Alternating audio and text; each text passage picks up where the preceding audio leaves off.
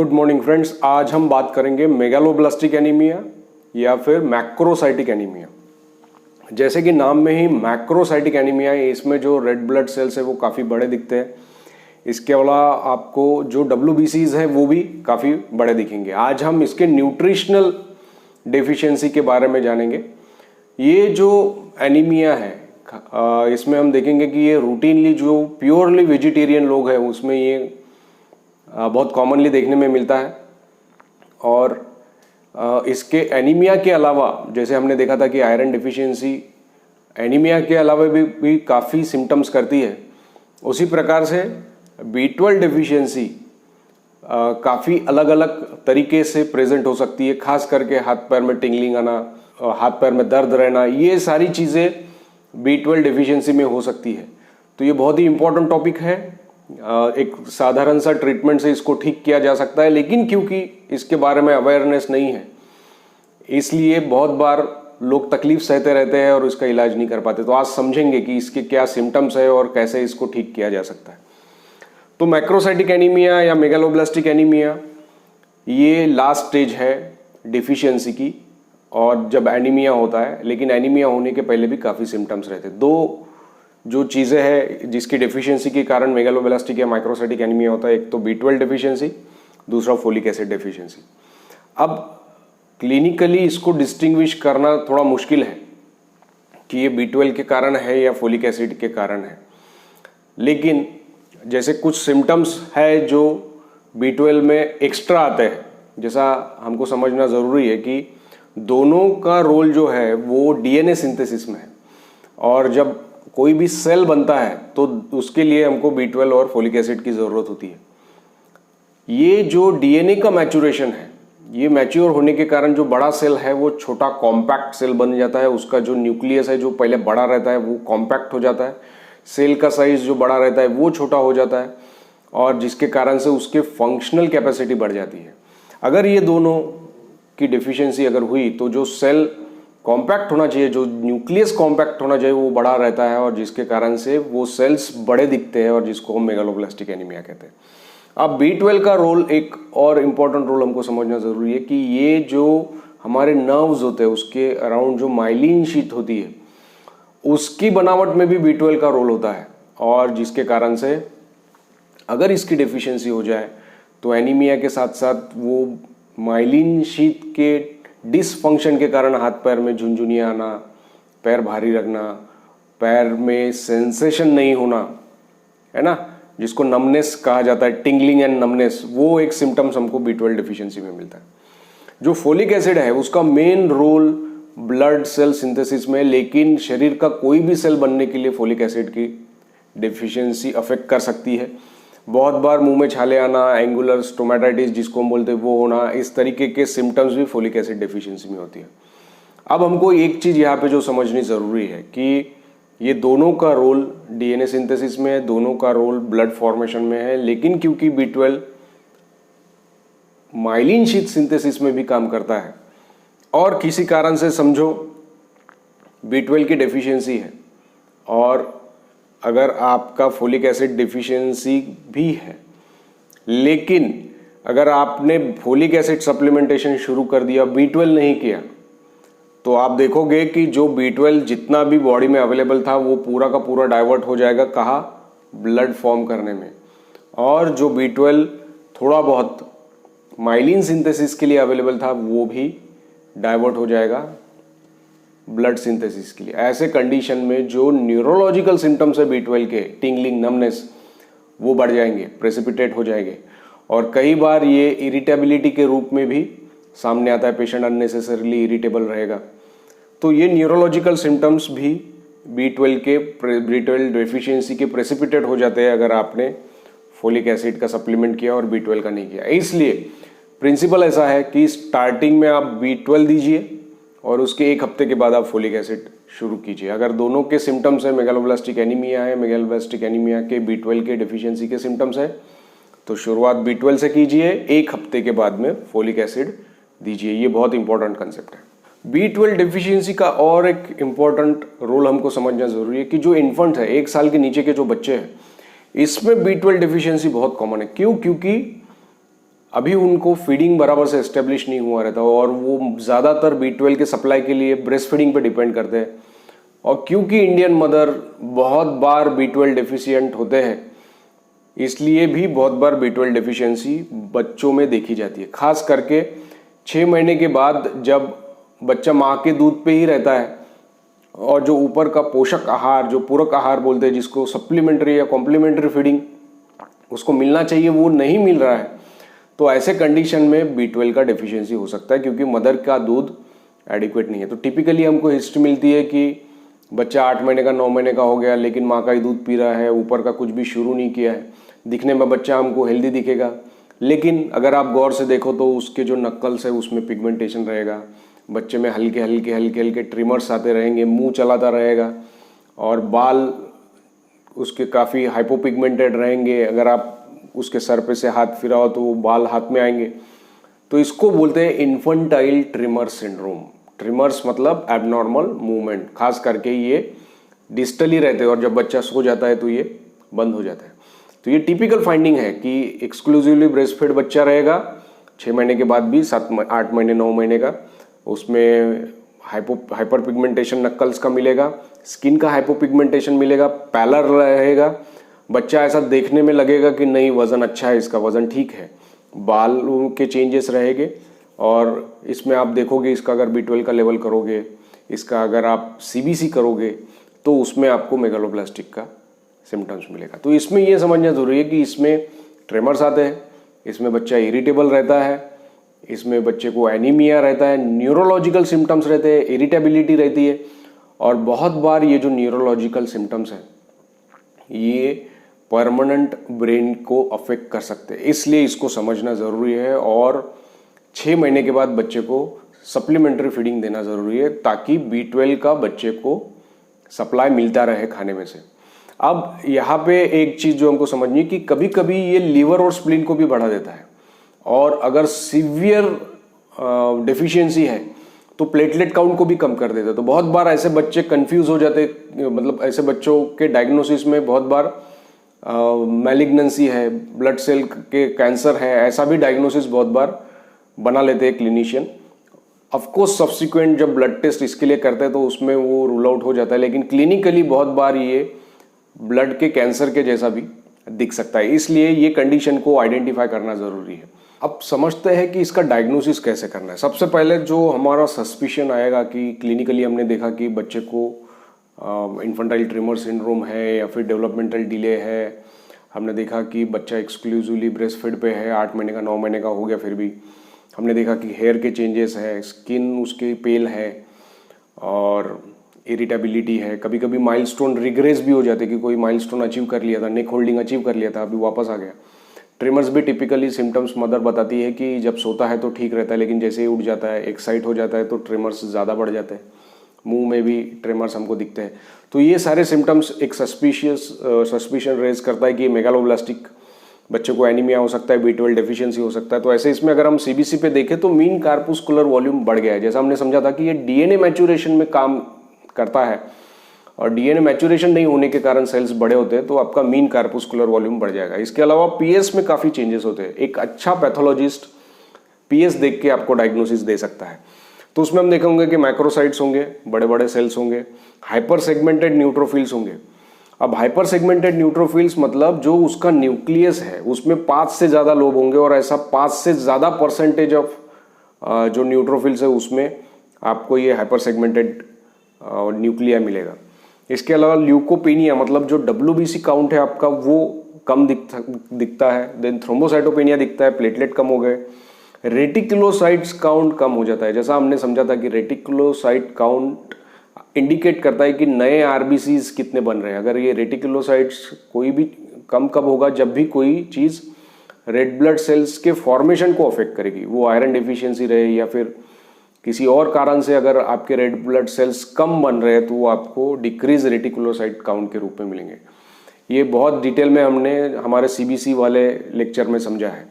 इसके अलावा कुछ जो RBCs जैसा हमने समझा कि मैच्योरेशन में हेल्प करता है, तो प्रीमैच्योर कुछ RBCs आपको अलग अलग फॉर्म में दिख सकते हैं। जैसे आरबीसीज में आपको कैबॉट रिंग दिख सकता है, हॉली जॉली बॉडीज दिखता है, या फिर कभी कभी मेगालोब्लास्ट भी आपको पेरिफेरल स्मीयर में दिख सकते हैं, इसलिए इसका नाम मेगालोब्लास्टिक एनीमिया भी रखा गया है। तो ये सारे पीएस के ऊपर आपको फाइंडिंग मिल सकते हैं।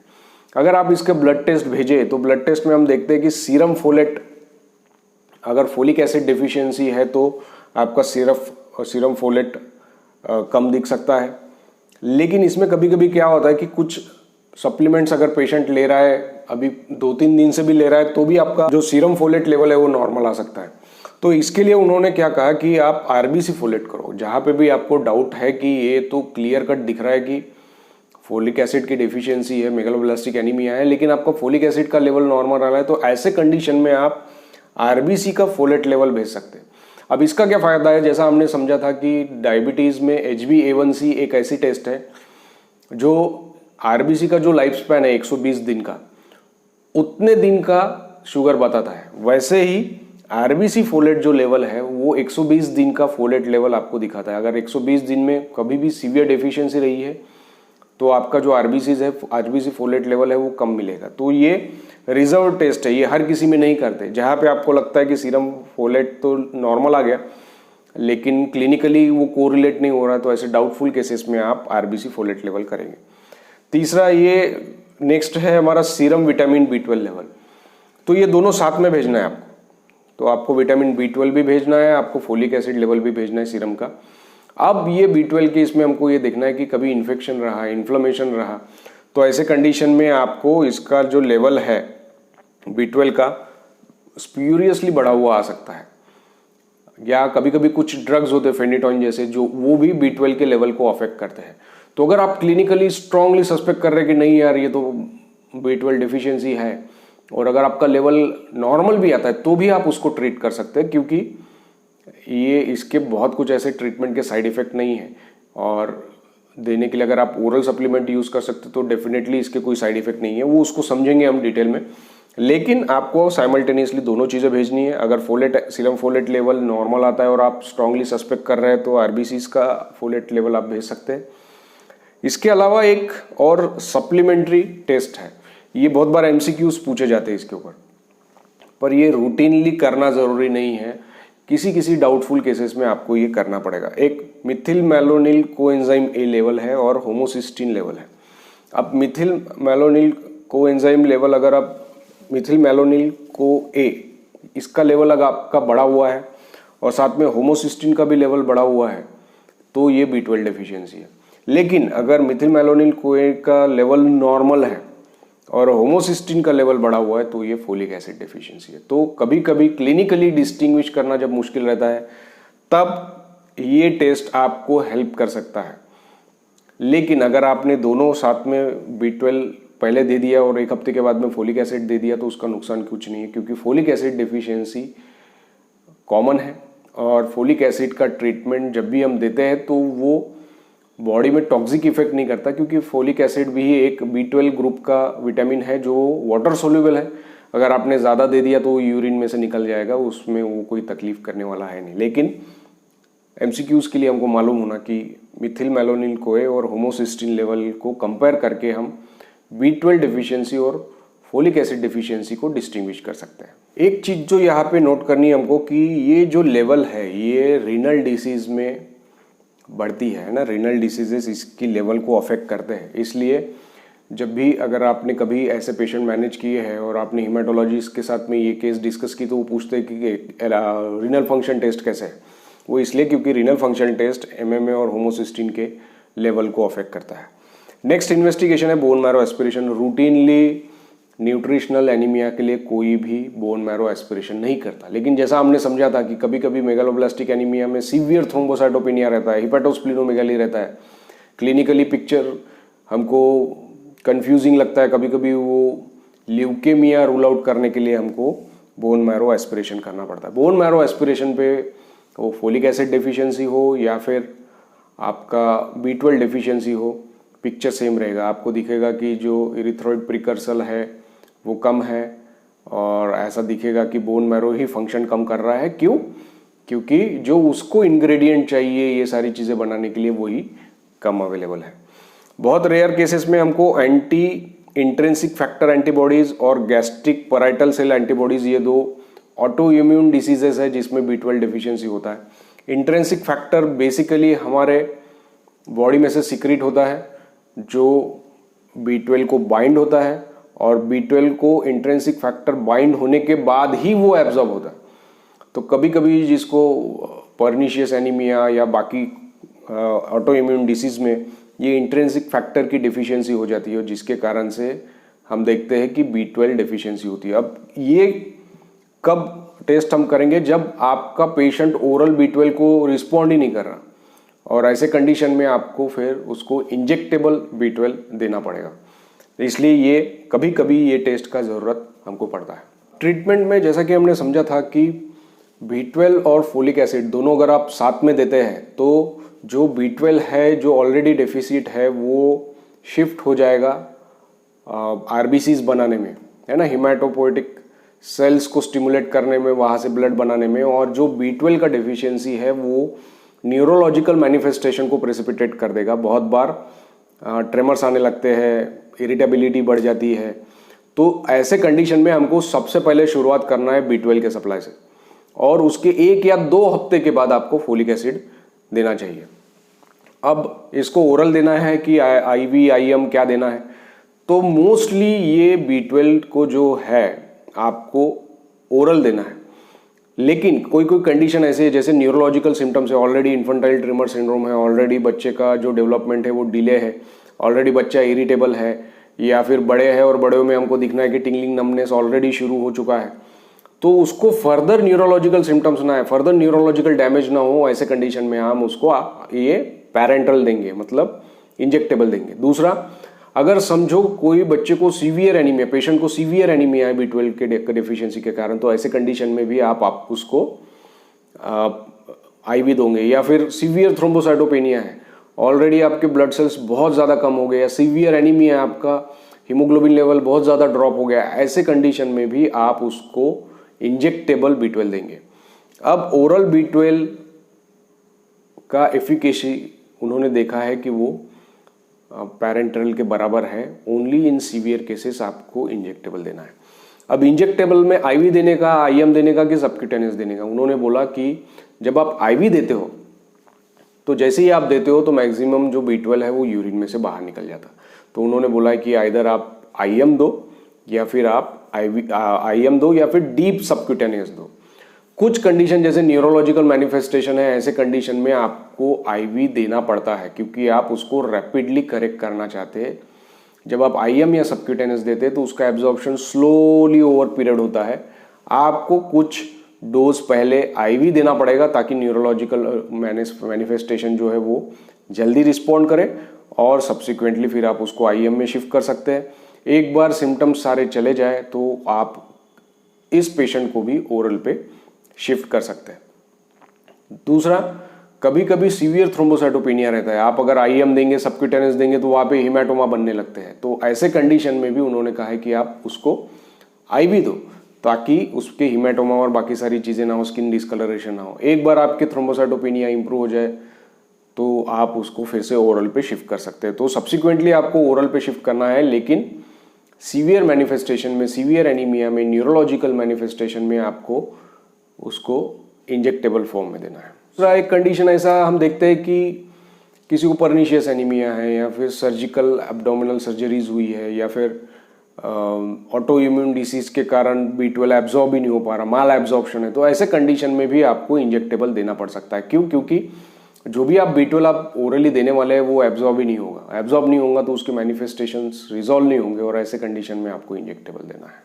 B12 को जब आप ओरली देते हैं तो उसका एक शेड्यूल उन्होंने दिया है। तो B12 का जो ओरल डोज है वो 100 माइक्रोग्राम टू 1000 माइक्रोग्राम तक के उन्होंने दिया है। वो बोलते हैं कि फास्टिंग स्टेट में दो, क्योंकि जब भी फूड रहता है तो B12 अच्छे से एब्जॉर्ब नहीं होता। इन्फेंट में इसका डोज उन्होंने बोला कि 500 माइक्रोग्राम दो, और ओल्डर चिल्ड्रन या अडल्ट में आप 1000 माइक्रोग्राम कर तक के दो। तो उन्होंने बोला कि 3 महीने का कोर्स आपको देना है। आप उसको स्टार्टिंग में ज़्यादा दे सकते हो, स्लोली उसको टेपर डाउन कर सकते हैं। जैसे डेली आप 7 डेज के लिए दो, अल्टरनेट डे 7 डेज के लिए, twice a week for 7 days, every week for 7 days, ये 1 महीना हो गया। उसके बाद twice a month for 1 month और once a month for 1 month, ऐसा करके आप टोटल 3 महीने का कोर्स कंप्लीट करो। और इससे अच्छा सिंपल है, same dose 500 microgram in infant, 1000 microgram in older children and adult, आप डेली दे दो 3 महीने के लिए। अब B12 ज़्यादा हो गया, इसके कारण से कोई सिम्टम्स उन्होंने मेंशन नहीं किए, इसलिए ये डोज याद रखने में आसान है। और B12 का टैबलेट बहुत ऐसा महंगा भी नहीं होता, इसके कारण से आप उसको डेली दे सकते हैं 3 महीने के लिए। लेकिन अगर आप समझो ऐसे पेशेंट को ट्रीट कर रहे हैं जिसका थोड़ा सा पैसे का इशू है, तो ऐसे कंडीशन में आप उसको टेपर करके भी 3 महीने का कोर्स कंप्लीट कर सकते हैं। जो इंजेक्टेबल है और या फिर पैरेंटल B12 है, वो जैसा हमने समझा था कि अगर सीवियर न्यूरोलॉजिकल मैनिफेस्टेशन है, थ्रोम्बोसाइटोपेनिया है या फिर सीवियर एनीमिया है, तो ऐसे कंडीशन में ही आप उसको IV देंगे, अदरवाइज आप उसको IM या डीप सबक्यूटेनियस देंगे। तो उन्होंने बोला है कि जो IV का या फिर पैरेंटल का जो डोज है वो 100 माइक्रोग्राम टू 1000 माइक्रोग्राम ऐसा दिया है। तो पहले 3 दिन उन्होंने बोला कि 25 माइक्रोग्राम ही आपको देना है। अब पहले तो एक्चुअली हमने ज़्यादा देना चाहिए ताकि जल्दी से उसके सिम्टम्स निकल जाए, लेकिन उन्होंने क्या देखा कि रिफ्रैक्टरी हाइपोकैलेमिया किसी पेशेंट में होता है और इसीलिए हमको उसको लो डोज देना है। कभी कभी ज़्यादा डोज अगर आप पहले 3 दिन दे दे तो उसमें बच्चे के जो न्यूरोलॉजिकल सिम्टम्स है वो एग्रीवेट हो जाते हैं। कभी कभी रिफ्रैक्टरी हाइपोकैलेमिया हो जाता है, ट्रिमर्स आ जाते हैं और न्यूरोलॉजिकली पेशेंट डिटोरिएट हो जाता है। इसलिए उन्होंने बोला है कि शुरुआत के 3 दिन आप सिर्फ 25 माइक्रोग्राम ही दो, उसके 3 दिन के बाद में आप 100 माइक्रोग्राम दे सकते हैं। डेली आपको इंजेक्शन देना है 7 दिन के लिए। और अगर न्यूरोलॉजिकल सिम्टम्स है, ट्रिमर्स है, इरिटेबिलिटी है या फिर और कोई नमनेस वगैरह से ऐसी सिम्टम्स है, तो आपको 3 वीक्स देना है, 3 हफ्ते आपको इंजेक्टेबल देना है। इसके बाद में आप 100 माइक्रोग्राम अल्टरनेट डे दे सकते हैं 7 दिन के लिए, और उसके बाद में 1000 माइक्रोग्राम ईच वीक, हर हफ्ते 1000 माइक्रोग्राम का इंजेक्शन आपको देना है 1 महीने के लिए। तो ये शेड्यूल आपको फॉलो करना है। इसमें एक चीज़ समझने की ज़रूरी है कि पहले 3 दिन आपको डोज कम देना है। बहुत बार हम क्या करते हैं कि जल्दी रिव्यू करने के लिए बहुत बार 1000 माइक्रोग्राम एट ए टाइम पहले दिन से ही शुरू कर देते हैं, वो रिकमेंडेशन नहीं है। रिकमेंडेशन आपके ऐसे है। कितने दिन के लिए ये ट्रीटमेंट देना है, तो अगर हिमेटोलॉजिकल मैनिफेस्टेशन है, मतलब आपके ब्लड में वैसे चेंजेस है मेगालोब्लास्टिक एनीमिया के, B12 डिफिशियंसी के, तो आपको 3 महीने के लिए ट्रीट करना है। लेकिन न्यूरोलॉजिकल मैनिफेस्टेशन है तो 6 महीने के लिए ट्रीटमेंट करना है। अब इसके 2 फॉर्म अवेलेबल है, एक साइनोकोबालामिन, ये सिंथेटिक फॉर्म है, और दूसरा हाइड्रोक्सोकोबालामिन। अब ये हाइड्रोक्सोकोबालामिन लॉन्ग एक्टिंग है, और जिसके कारण से जब भी हम पर्निशियस एनीमिया जैसे या फिर ऑटो इम्यून एनीमिया या फिर जो मेटाबॉलिक डिसऑर्डर्स होते हैं जिसमें B12 डिफिशियंसी होके हमको मेगालोब्लास्टिक एनीमिया मिलता है, तो ऐसे कंडीशन में आपको ये लॉन्ग एक्टिंग होने के कारण हाइड्रोक्सोकोबालामिन को यूज़ करना है। अब बहुत बार मैंने देखा है कि लोग OPD प्रैक्टिस में पेरीफेरी में भी विटामिन B12 इंजेक्टेबल देते हैं, तो इसके कुछ साइड इफेक्ट हो सकते हैं। ऐसे कंडीशन में पेशेंट को ईचिंग हो सकती है, उसको चक्कर आ सकते हैं, ब्लड प्रेशर कम हो सकता है, कभी कभी एनाफाइलैक्सिस भी हो सकता है, सांस लेने में दिक्कत हो सकती है। तो ऐसे कंडीशन में आपको पेशेंट को ऑब्जर्व करना है, एडमिट रखना है, और नेक्स्ट टाइम जब भी आप इसको देते हैं तो हाइड्रोकॉर्ट आपको पहले देना है। इसका मतलब ये नहीं कि हर पेशेंट को पहले ही हाइड्रोकॉर्ट दे दिया जाए और बाद में विटामिन B12 का इंजेक्शन देना चाहिए। हाइड्रोकॉर्ट का अपना अलग साइड इफेक्ट है और उसको बिना सोचे समझे यूज़ नहीं करना चाहिए। लेकिन एक चीज़ हमको याद रखना है कि ये पेशेंट अगर हम पेरीफेरी में इसको इंजेक्टेबल दे रहे हैं तो हमारे क्लिनिक में इतनी व्यवस्था रहनी चाहिए कि बच्चे को, अगर बड़े पेशेंट को भी अगर कोई सिम्टम्स आते हैं तो वो हम मैनेज कर सके। दूसरा, अगर आप इसको IV के थ्रू B12 दे रहे हैं तो उसको स्लोली देना है, 1 घंटे के अंदर देना है। बहुत से छोटे छोटे OPD में भी लोग वो विटामिन B का, एल्डरविट का या फिर विटकोफॉल का इंजेक्शन डाल के चढ़ा देते हैं, तो उसमें भी आपको ध्यान रखना है कि ये देते वक्त उसको स्लोली 1 घंटे में देना है। और अगर एनाफाइलैक्सिस साइंस आते हैं या फिर सीवियर एलर्जिक रिएक्शंस पेशेंट को होते हैं तो उसको मैनेज करने के लिए आपके क्लिनिक में साधन होने चाहिए। अदरवाइज आपने इसको अपने क्लिनिक में नहीं देना चाहिए, इसको ऐसे अस्पताल में देना चाहिए जहाँ पे अगर एलर्जिक रिएक्शन आते हैं तो आप उसको मैनेज कर सकें। एक और चीज़ जो हमको समझनी है कि अगर ये आप ट्रीटमेंट दे रहे हैं तो इनिशियली जो पहले कुछ दिन है आपको उसका पोटेशियम का लेवल चेक करना ज़रूरी है। अब फोलिक एसिड जैसा हमने समझा था कि पहले आपको B12 देना है, 1-2 हफ्ते के बाद में ही आपको फोलिक एसिड शुरू करना है। फोलिक एसिड इन्फेंट में 50 माइक्रोग्राम पर डे बताया गया है, अडल्ट में या फिर 1 साल के ऊपर के बच्चे में 1 to 5 मिलीग्राम पर डे बताया। ये मिलीग्राम है, ये माइक्रोग्राम है ना। तो इन्फेंट में इसका डोज कम बताया गया है और मोर देन 1 ईयर्स और अडल्ट में इसका 1 to 5 मिलीग्राम पर डे। कितने दिन देना है? कम से कम 3 से 4 महीना देना है और साथ में आपको B12 सप्लीमेंट कंटिन्यू करना है। ऑफ कोर्स वो पूरा डोज नहीं देना आपको। अगर B12 की डेफिशिएंसी आप करेक्ट भी कर चुके हैं या फिर B12 का डेफिशिएंसी साथ में नहीं भी है तो भी 1 to 2 माइक्रोग्राम जो B12 का डोज है जो नॉर्मल सप्लीमेंट्स में रहता है उसको आपको कंटिन्यू करना है। एक इसका स्पेशल फॉर्मूला आता है फोलिनिक एसिड। अब जो मिथोट्रिक्सेट जैसे एंटी कैंसर ड्रग है या फिर बहुत बार जो सल्फर ड्रग्स होते हैं लाइक सेप्ट्रान, तो ये फोलिक एसिड के कन्वर्जन्स को अफेक्ट करते हैं। तो ऐसे कंडीशन में आपको फोलिनिक एसिड देना पड़ता है।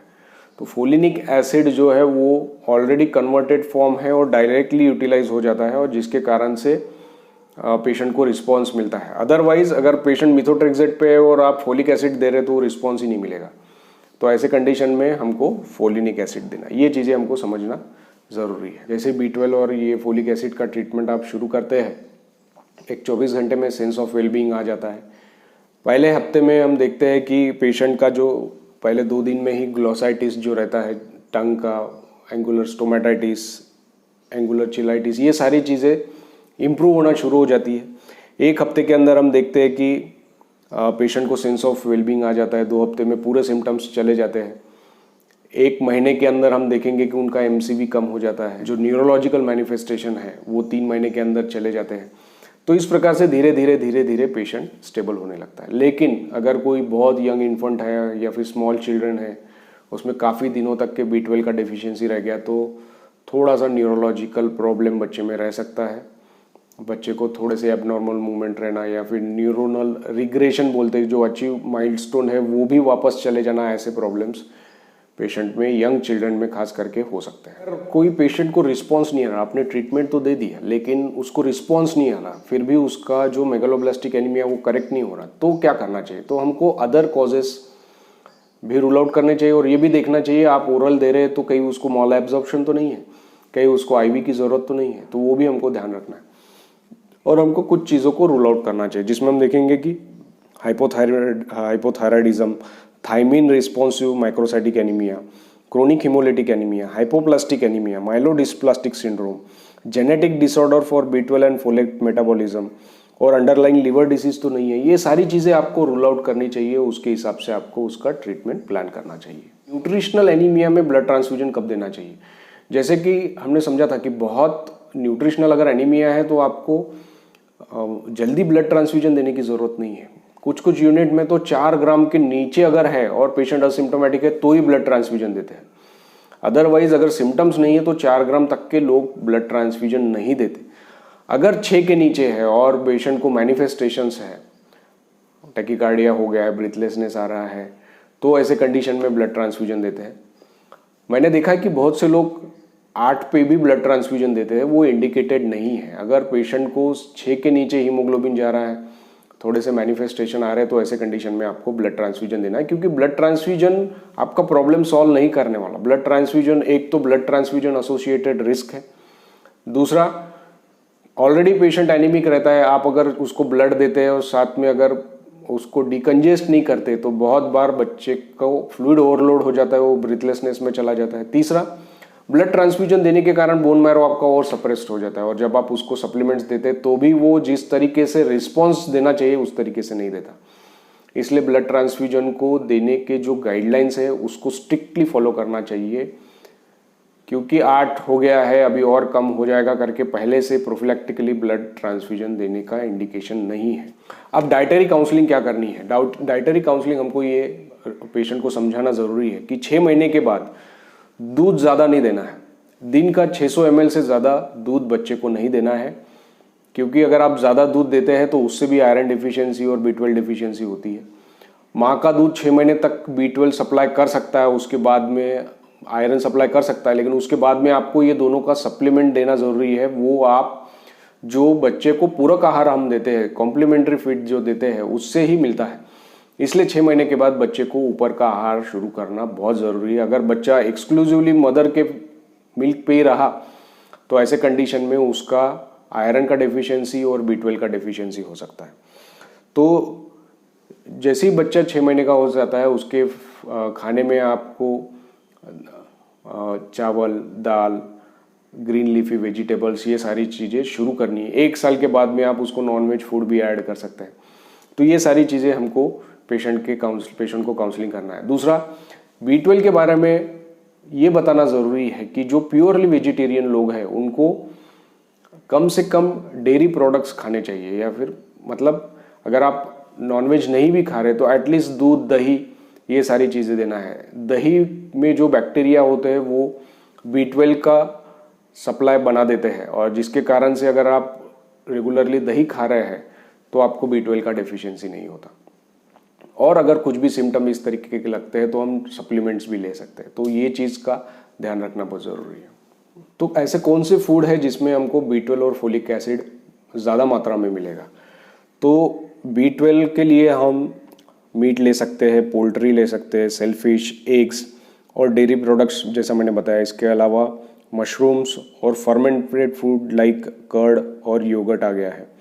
फोलिक एसिड के लिए ग्रीन लीफी वेजिटेबल जैसे पालक है, मेथी है, ब्रोकली है, स्प्राउट्स है, लेमन, फिर बनाना, जो भी आपके मस्क मेलन और बाकी मेलन्स है उसमें, then oranges, beet root, mango और फ्लैक्सीड, इसमें फोलिक एसिड की मात्रा बहुत ज़्यादा है। एक चीज़ हमको जो समझना है, खाने को बहुत ज़्यादा नहीं पकाना है। अगर आप खाने को बहुत ज़्यादा पकाते हैं या फिर काटने के बाद बार बार धोते हैं तो उसके अंदर का फोलिक एसिड चला जाता है। क्यों? क्योंकि वो वाटर सोल्यूबल मटेरियल है। तो अगर आप उसको बार बार धोएंगे या फिर ज़्यादा देर तक के उसको पकाएंगे तो उसके अंदर का फोलिक एसिड भाप के साथ में उड़ जाएगा। तो इसलिए ये चीज़ें हमको अवॉइड करनी।